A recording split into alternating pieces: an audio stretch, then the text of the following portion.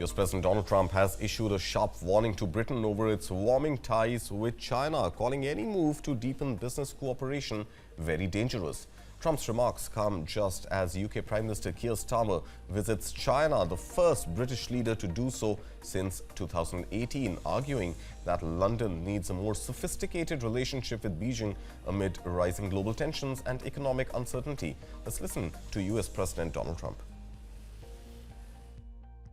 President, what do you think about the UK getting into business with China? Keir Starmer was in Beijing. Well, it's very dangerous for them to do that, and it's even more dangerous, I think, for Canada to get into business with China. Canada is not doing well. They're doing very poorly, and you can't look at China as the answer. I know China very well. I know President Xi's a friend of mine. I know him very well, but that's a big hurdle to go over when you get Canada. The first thing they're going to do is say you're not allowed to play ice hockey anymore. That's not good. And US President Donald Trump on Thursday said Russia has agreed to temporarily pause its shooting, citing the brutal winter conditions on the ground. Now, Trump said he had been informed that Russian forces would halt fire for a period during the extreme cold, calling the situation horrendous. I told that Russia's not doing any shooting for a period of time during this horrendously cold weather. Because of you.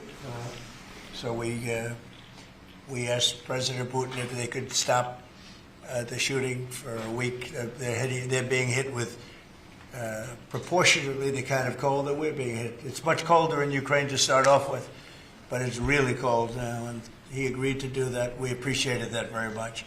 It's a nasty war. It's a nasty, nasty war. US President Donald Trump on Thursday also signaled a possible diplomatic opening with Iran, saying he plans to hold talks even as tensions remain high over Tehran's nuclear ambitions. Now, Trump warned that the United States would act if Iran resumes its nuclear program following June airstrikes by Israeli and US forces on key nuclear sites in Iran. Meanwhile, Defense Secretary Pete Hegseth struck a harder tone, saying Iran still has the option of a deal, but the US military stands ready to act if ordered. Listen in. Can you say what the message was that you shared with Iranians? Well, I told them two things. Number one, no nuclear. And number two, stop killing protesters. They're killing them by the thousands. You know, I stopped 837 hangings 2 weeks ago. But they're going to have to do something. President Trump said, we're not getting a nuclear, Iran, you won't have a nuclear bomb. He meant it. And we sent those B-2s halfway around the world, and they never noticed. When he said, we're not going to tolerate trafficking drugs anymore in our hemisphere, we treat them like the Al-Qaeda of the Western Hemisphere, he meant it, and we're executing that.